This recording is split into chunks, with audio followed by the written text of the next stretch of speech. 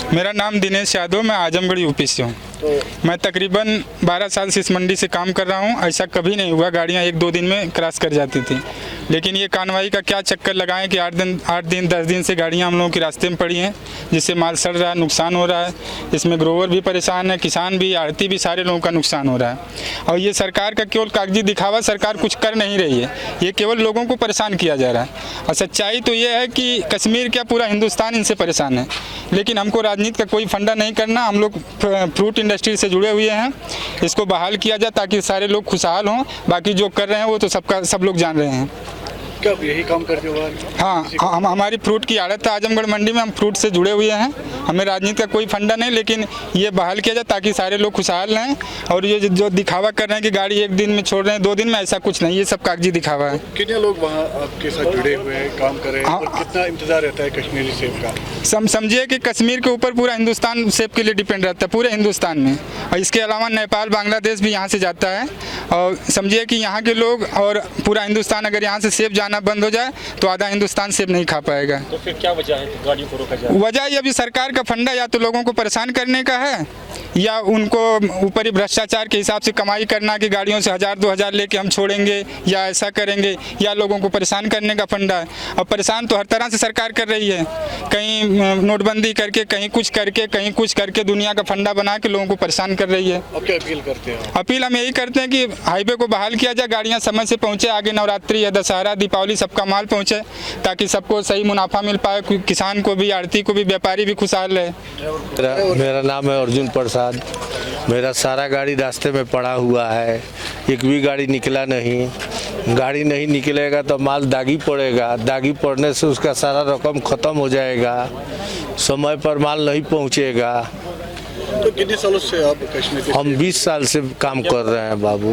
तो पहली बार ये पहली बार हुआ है ऐसा हादसा। तो क्या लगता है आपको, क्यों ऐसा हो रहा है? पता नहीं क्यों हो रहा है।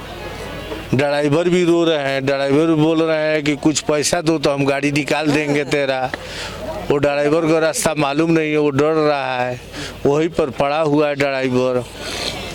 अभी जो ड्राइवर फंसे हुए हैं तो वो क्या, उनको कोई सहायता मिल रही है सरकार? उसको अभी आशा मिल रहा है कि कल निकालेंगे, परसों निकालेंगे, करते करते का 8 रोज हो गया उसको। अभी वो रो रहे हैं, बोल रहे हैं कि माल वापसी ला रहे हैं। निकालेंगे। उसे कितना बाबू बहुत लंबा नुकसान होगा, पूरे पूंजी खत्म हो जाएगा। तो क्या सरकार से आप रिक्वेस्ट करेंगे? सरकार से यही बोल रहे हैं कि गाड़ी छोड़ दिया जाए, नहीं तो लोगों को बहुत बड़ा नुकसान होगा, घर द्वार बिक जाएगा, बच्चे परेशान हो जाएंगे।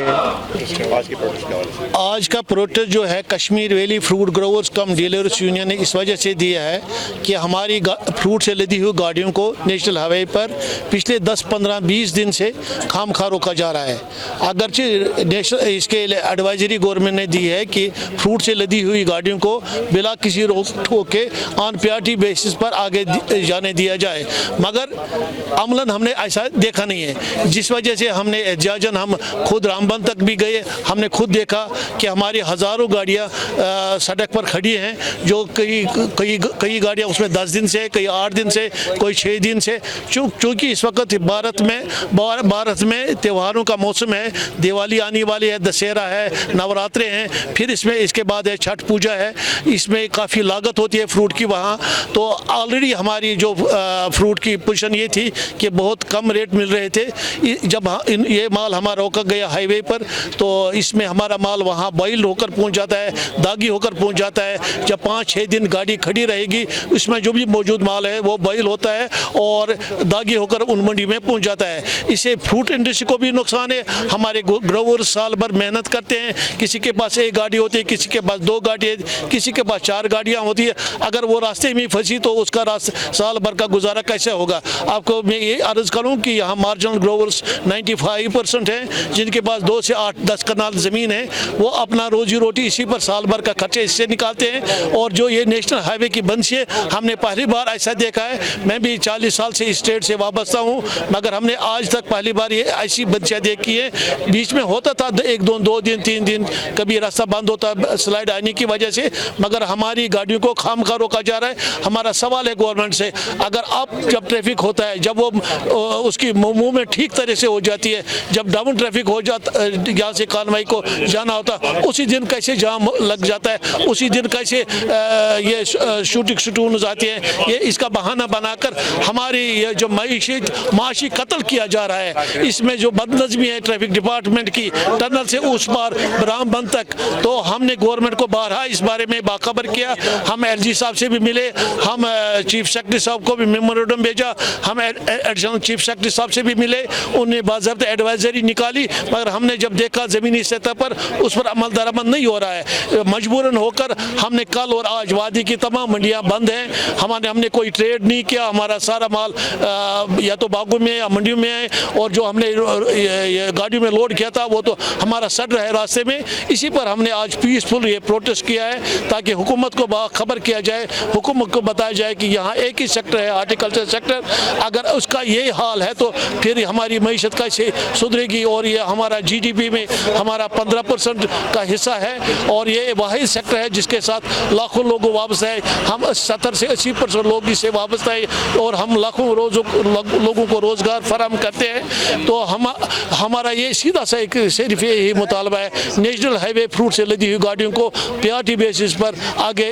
दिया जाना चाहिए, जिस पर खामखा की रुकावटें डाली जा रही हैं। कोई खास वजह है जो जिससे कश्मीर कोई खास वजह नहीं। हम बानाल तक खुद गए, हमने रामबन तक खुद गए, हमने रास्ते में जो गवर्नमेंट ने एडवाइजरी दी थी कि उस पर कोई अमल दरामद नहीं हो रहा, हमने कोई ट्रैफिक अमला नहीं देखा, ना हमने हार्टिकल्चर को कोई अमला देखा, ना हमने एग्रीकल्चर महकमे का कोई अमला देखा, न कोई रेगुलेट करने के लिए कोई ट्रैफिक पुलिस वहाँ मौजूद नहीं थी। तो ये हमने देखा बदनज़मी है, मिसमैनेजमेंट है, और या तो जानबूझकर की जा रही है ताकि यहाँ की मईशत का तबाह किया जाए, क्योंकि यहाँ फ्रूट इंडस्ट्री को ऑलरेडी इस साल बहुत सारे मुश्किलात से दो चार होना हमें पड़ा कि रेट्स भी बहुत डाउन है, हमारे प्रोडक्शन कॉस्ट भी बढ़ गया। गवर्नमेंट ने कोशिश की यहाँ प्रोडक्शन बढ़े, प्रोडक्शन तो बढ़ गया मगर प्रोडक्शन कॉस्ट भी बढ़ गया। हमारे ग्रोवर्स को इस वक्त कुछ नहीं मिल रहा है। हमारी आज से 20 साल 25 साल पेटी डेलिशियस की पेटी भी 500 रुपये बिकती थी, आज भी बिक रही है। तो अब का 500 का क्या, आज का 500 कितना फ़र्क है। लिहाजा हम टोटल नुकसान कितना हुआ होगा? ये अभी हम क्या कह सकेंगे। जब ये माल मंडियों में पहुंच जाएगा, किस हालत में पहुंचेगा, ये सड़कर पहुंचेगा, ये दागी सूरत में पहुंचेगा, बाइल होकर पहुंच जाएगा, ये तभी पता चलेगा ये माल मंडी में पहुंच जाएगा। और इसमें हम ये भी अर्ज़ करूं कि 300 गाड़ियां करीब हमारी अमेरिकन की भरी हुई है, जो हमारे कश्मीर से गई है, उसको जाना है बांग्लादेश, और बांग्लादेश की बॉर्डर है 28 सितंबर को बंद होने जा रही है 1 हफ्ते के लिए। वो माल वहीं पड़ा रहेगा। वो एक गाड़ी की कीमत है 15 लाख रुपया। वो कितना बड़ा नुकसान है। ये तो उन 300 गाड़ियों का नुकसान है। जो बाकी माल हज़ारों गाड़ियाँ में हमने खुद देखा था, सैटरडे को हम खुद गए थे, करीबन 8000 गाड़ी खड़ी थी, तब से और 2-3 हज़ार और बड़ी होंगी। कल इन्होंने यहाँ से कानवाई छोड़ दी है, माल सड़ने के बाद, माल ख़राब होने के बाद, बाइल होने के बाद। कल ये सरकारी एदाद शुमार के मुताबिक 2-3 हज़ार गाड़ियाँ यहाँ से गई हैं। तो देखते हैं वो कैसे माल पहुँचेगा। हमने खुद देखा माल वहाँ सड़ रहा था, पानी निकल रहा था गाड़ियों से। ये भी सुनने में आया कि ईरानी जो सेब है उससे इस साल अभी तक ईरान का एप्पल तो नहीं आया है, वो अक्टूबर में आता है। अगर वो ईरान का एप्पल हिंदुस्तान की मार्केट में आ गया तो और तबाही होगी।